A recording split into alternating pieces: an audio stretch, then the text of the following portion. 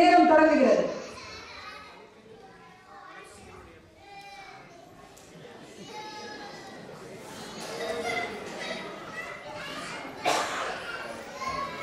வணக்கம். எனக்கு அளிக்கப்பட்டுள்ள தலைப்பு கடமையும் உரிமையும். தமிழர்கள் மிகவும் பெருமுதையாகவும் கௌரவமாகவும் கட்டி காப்பது அவர்களுடைய மாட மாளிகையோ நிலப்பலன்கள் போன்ற சொத்துக்கள், அவர்களுடைய சுதந்திரத்தை. சுதந்திரம் என்பதும் அதில் அடங்கிய இரு முக்கியமான விஷயங்கள் கடமை மற்றும் உரிமை. மக்கள் சுதந்திரம் வேண்டும் சுதந்திரம் வேண்டும் என்று கூறிக்கொள்கிறார்கள், அதை பெரும்பாலும் கொண்டுள்ளார்கள். அதை அடைந்தவர்கள் அவர்கள் அதில் அடங்கிய இந்த கடமை உரிமை இவற்றை புரிந்து கொள்ள வேண்டும். எந்த உரிமை நமக்கு வழங்கப்படும் போதும் அதனுடன் சேர்த்து நமக்கு சில கடமைகளும் வழங்கப்படுகின்றன. உதாரணத்திற்கு ஒரு இராணுவ வீரன் என்பவன் ஒரு தீவிரவாதியை சுட்டுக் கொள்ளலாம். நாம் யாரையும் கொல்லக்கூடாது. அப்படி வழங்கப்பட்ட உரிமையோடு அவனுக்கு சில கடமைகளும் உள்ளது. நன்றி நன்றி. தலைப்பை ஒட்டி பொருள் பொதிந்த நிலையில் அந்த 60 வினாடிகளை எவ்வளவு சிறப்பாக பயன்படுத்துகிறீர்களோ அப்பொழுதுதான் மதிப்பெண்கள், இல்லை என்றால் மதிப்பெண்கள்.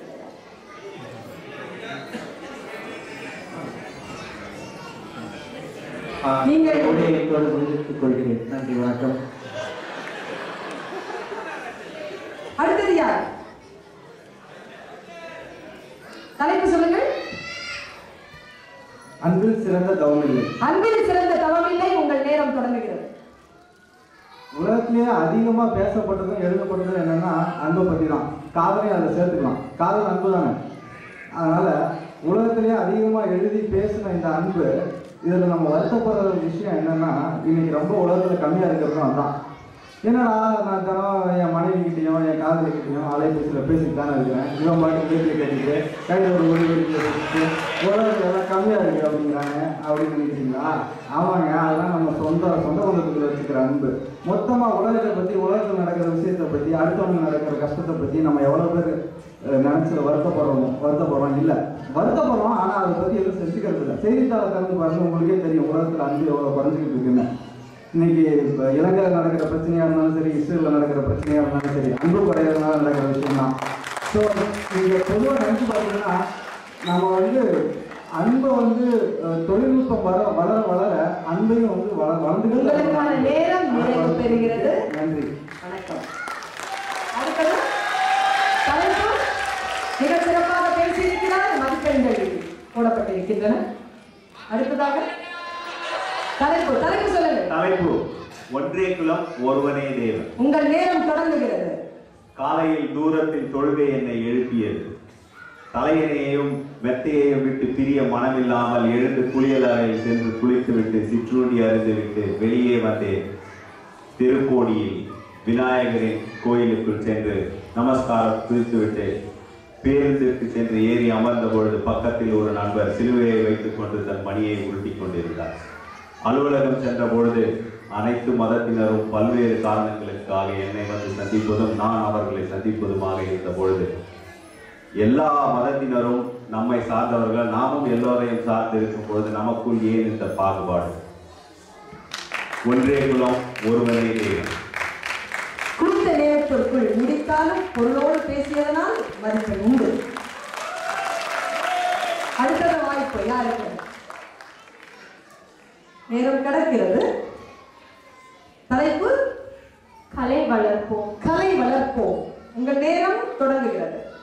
இந்த காலத்துல பாத்தீங்கன்னா நிறைய என்ன மாதிரி வயதுடையவங்க கணினி மற்றும் அவங்களோட தொலைபேசிகளோட அதிகப்படியாக இருக்கிறதுனால அவங்க வெளியில சென்று மற்ற வேலைகளை அதிகப்படியா செய்ய மாட்டேங்கிறாங்க.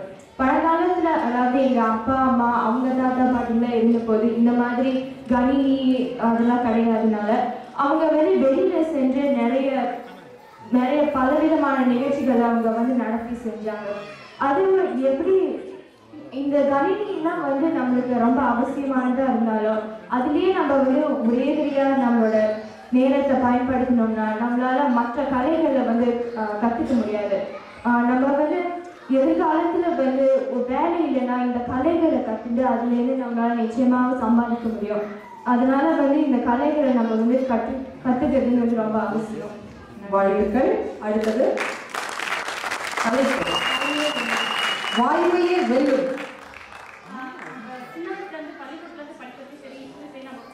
பரிச்சயமான ஒரு சொற்றொடர் பார்த்தீங்கன்னா வாய்மையே வெல்லும்.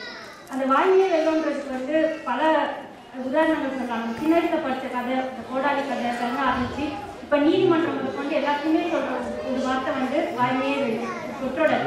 நம்மளுக்கு பரிச்சயமான ஒரு இதுனா அதுதான். நம்ம இதிகாசங்கள் எல்லாத்தையுமே சொல்லப்படுற ஒரு சொற்றொடர் வந்து வாய்மையே வெல்லும். அது வந்து உண்மையான ஒரு பொருள் தான். ஏன்னா வந்து வாய்மையே வெல்லும்ன்றது வந்து எப்போதுமே நம்ம உண்மையை பேசுறதுனால வந்து நம்ம ஜெயிக்க மாட்டோம்னா சொல்ல முடியாது. பட் ஆனால் இப்போ இருக்கிற நிலைமையில நம்ம எப்போதுமே உண்மையை பேசினா இன்னைக்கு இல்லாதனாலும் என்னைக்காவது ஒரு நாள் அது வந்து கண்டிப்பாக நம்ம வெற்றியை கிடைக்கும். வாய்மையே வெல்லும் என்கின்ற அந்த சொல்லை அவர் 12 முறைக்கு மேல் பயன்படுத்தி இருக்கிறார். பட் என்கின்ற ஒரு ஆங்கில சொல்லையும் பயன்படுத்தி இருக்கிறார். அதை வைத்துத்தான் அவருக்கு மதிப்பெண் வழங்கப்படுகிறது. அடுத்த வாய்ப்பு தலைப்பு அச்சமில்லை அச்சமில்லை அச்சம் என்பதில்லை, உச்சி மீது வானின்ற போதிலும் அச்சமில்லை அச்சமில்லை அச்சம் என்பதில்லை என்று பாரதியின் வரிகளை கொண்டு எனக்கு கொடுக்கப்பட்டுள்ள தலைப்பான அச்சம் தவிர என்ற அந்த தலைப்புக்குள்ளே நுழைகின்றேன். அதாவது என்னுடைய 12ஆம் வகுப்பில் படிக்கும் பொழுது எனது தமிழாசிரியர் தமிழ் இலக்கியங்களை பற்றி சொல்லும் பொழுது 2 எழுத்துக்களுக்குள் தமிழ் இலக்கியங்களை அடக்கலாம் என்றால் ஒன்று க மற்றொன்று கா, ஒன்று கடமை மற்றொன்று காதல். 2க்கும் தேவை அச்சம் தவிர்க்க வேண்டும். ஊழியை ஆழிக்கு முதலே ஊழியை ஆண்ட குலம் எங்கள் குலம். ஆனால் அச்சம் இல்லாமல் இருந்திருந்தால்தான் எங்கள் குலமானது இந்த ஆழியை ஆண்டிருக்க முடியும். உலகை முதலில் சுற்றியவர்களும் தமிழர்கள் தான். 1000-2000 ஆண்டுகளுக்கு முன்பே இந்த அமெரிக்க கண்டத்தை தொட்டவர்களும் தமிழர்கள் தான். அதற்கான சான்றுகள் மாயன் நாகரிகம் என்பதை பற்றி ஆராய்ச்சியிலே இருக்கிறது. இதற்கெல்லாம் காரணம் அச்சம் தவிர்த்ததால் எங்கள் வணிகம் எங்கள் குலம் இந்த உலகம் முழுவதும் பரவி இருக்கிறது. அந்த காலத்திலே 1000-2000 ஆண்டுகளுக்கு முன்பே இந்தோனேஷியா, சிங்கப்பூர் மற்றும் பல நாடுகளுக்கு படையெடுத்து சென்று வெற்றி கொண்டார். காரணம் அச்சமின்மை என்பதை காரணம். நன்றி. அடுத்தது உங்களுக்கான தலைப்பு தமிழ் இன்பத் தமிழ்.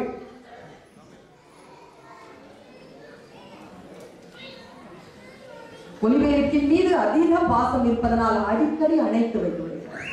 தமிழ் இன்பத் தமிழ். தமிழ் என்ற சொல் அமது என்று பெயர். தமிழ் ஒரு குழந்தை அம்மா என்று சொல்லும் போது இருக்கும் ஆனந்தம் எந்த மொழியில் சொன்னாலும் நம்மளுக்கு இருக்காது. தமிழ் தொன்மையானது, பழமையானது. நமது முன்னோர்கள் அதை வளர்த்துக் கொண்டார்கள். நாம் அதை பின்பற்ற வேண்டும். அதை எப்படி வளர்ப்பது என்று நாம் எல்லோரும் சிந்திக்க வேண்டும். நம் முன்னோர்கள் எப்படி வளர்த்தார்கள் என்பதை யோசிப்பதை விட நாம் எப்படி வளர்க்க வேண்டும். தமிழ் நமக்கு கிடைக்காது. தமிழ் போன்ற மொழி இந்த உலகத்தில் இன்னும் மென்மேலும் வளர வேண்டும். எல்லோரும் அதை வளர்க்க பாடுபட வேண்டும். தமிழ் சங்கத்தின் சார்பாக உங்களை எல்லோரும் கேட்டுக்கொள்கிறேன். அரை மணிக்குள்ளியை மிக சிறப்பாக பயன்படுத்தி இருக்கிறார். தகுந்தபடி மதிப்பெண்கள் அளிக்கப்படுகின்றன. அடுத்த வாய்ப்பு தலைப்பு இன்று புதிதாய் பிறந்தோம். இன்று புதிதாய் பிறந்தோம். எங்கோ குண்டு மழை பொழிகிறது, வீடுகள் உடைக்கப்படுகிறது, சகோதரர்களும் சகோதரிகளும் ஒன்று குவிக்கப்பட்டார்கள். ஆனால் நாங்கள் எல்லோரும் உங்களுக்கு துணையாக இருக்கிறோம். மறந்து விடாதீர்கள். இன்று புதிதாய் பிறந்தோம் என்று எண்ணிக்கொள்ளுங்கள். நாம் அனைவரும் தமிழர்கள். எத்தனையோ கஷ்டங்களை சந்தித்து விட்டோம். இது என்ன கஷ்டம்? நாம் மீண்டும் பிறப்போம், சாதனை படைப்போம், மீண்டும் ஒரு தமிழ் சமுதாயத்தை உருவாக்குவோம் என்று நாம் ஆர்வத்தை கொள்ள வேண்டும். தலைவர்கள் மாண்டுவிடலாம், ஆனால் நம்முடைய தன்னம்பிக்கை மாண்டுவிடக்கூடாது. நம்முடைய மூச்சிலும் பேச்சிலும் தமிழ் இருக்கிறது, தமிழ் உணர்ச்சி இருக்கிறது, தமிழ் நண்பர்கள் இருக்கிறார்கள், நண்பர்கள் இருக்கிறார்கள் என்ற தைரியம் இருக்கிறது. நாம் மீண்டும் பிறந்து இந்த உலகை ஆளக்கூடிய ஒரு சமுதாயமாக வருவோம் என்ற நம்பிக்கையோடு இன்று புதிதாய் பிறந்தோம் என்ற எண்ணத்தோடு நான் விடைபெறுகிறேன். நன்றி, வணக்கம். வாழ்த்துக்கள். மிக சிறப்பாக பேசியிருக்கிறீர்கள். அதற்கு தகுந்தபடி மதிப்பெண்கள். வெங்கடேஷ், சிகரம் உங்கள் உயரம். வெங்கடேஷ், சிகரம் உங்கள் உயரம். பார்த்தெல்லாம் பேசக்கூடாதுங்க. இந்த தலைப்பை பார்த்தவுடன் எனக்கு ஒரு திருக்குறள் ஞாபகத்துக்கு வருகிறது. வெள்ளத்தனைய மலர் நீட்டம் மாந்தர்தம் உள்ளத்தனையது உயர்வு என்ற திருக்குறளுக்கு இணங்க உங்களுடைய சிந்தனை தான் உங்களுடைய செயலின் வெளிப்பாடு. உங்களுடைய சிந்தனை உயர உயர உங்கள் செயலும் உயரும். உங்கள் சிகரங்கள், உங்கள் சிந்தனை தான் உங்கள் சிகரங்களை நிச்சயிக்கும். தினமும் காலையில் எழுந்திருக்கும் பொழுது உங்கள் சிகரத்தை பற்றி ஒரு 5 நிமிடமாக யோசித்து அதன் பிறகு உங்கள் அலுவல்களை துவங்கினால் அந்த நாள் உங்கள் சிகரத்தை தொடர்வதற்கு மிகவும் உறுதுணையாக இருக்கும்.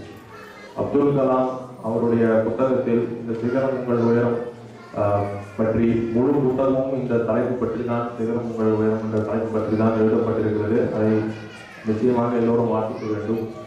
வெள்ளத்தனையது மலர் நீட்டம் மாந்தர்தம் உள்ளத்தனையது உயர்வு என்பதை எடுத்துக்காட்டுவது போல் இந்த சிகரம் உங்கள் உயரம் எல்லோருடைய வாழ்க்கையிலும் ஒரு முக்கியமான ஒரு தொடராக எல்லோரும் மனதில் கொள்ள வேண்டும். நன்றி. கூறி விடைபெறுகிறேன். நன்றி, வணக்கம். எல்லோரும் மிக சிறப்பாக வெற்றிகரமாக இந்த தமிழ் நிகழ்ச்சி, தமிழ் பேசு என்கின்ற நிகழ்ச்சி நிறைவடைந்திருக்கிறது. மதிப்பெண்கள் போடப்பட்டுக் கொண்டிருக்கின்றன. வெற்றியாளர்களுக்கு கேடயமும் வழங்கப்பெற இருக்கிறது. ஓரிரு மணித்துளிகளுக்குள் தீர்வு.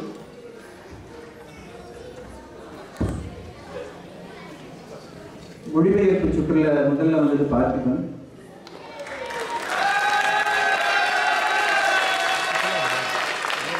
சொற்றொடரில் சத்யமூர்த்தி, வெங்கடேஷ், பாரி, கோ எல்லாரும் ஒரு மதிப்பெண் எடுத்துக்கிறாங்க. ஒரு நிமிட சொற்பொழிவில் சத்யமூர்த்தி அதிக மதிப்பெண்கள் பெறுகிறார்.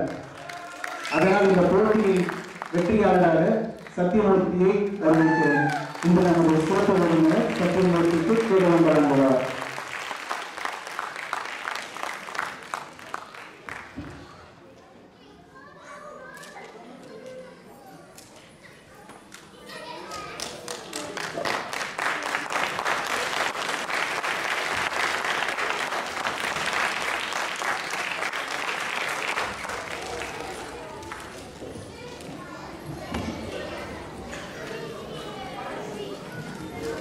நன்றி நன்றி நன்றி. அருமையான நிகழ்ச்சி, எல்லாரும் ரசிச்சிருப்பீங்கன்னு நினைக்கிறேன். ஏன்னா மதிய உணவுக்கு அப்புறம் உண்ட மயக்கத்தோட நம்ம இல்லாம நம்ம எல்லாரும் சேர்ந்து கைத்தட்டி ரசிக்கக்கூடிய ஒரு நிகழ்ச்சியா இருந்தது. நன்றி. பங்கு பெற்ற நமது தமிழ் நண்பர்களுக்கு நன்றி. நடத்தி கொடுத்த சிறப்பு விருந்தினருக்கும் நம்ம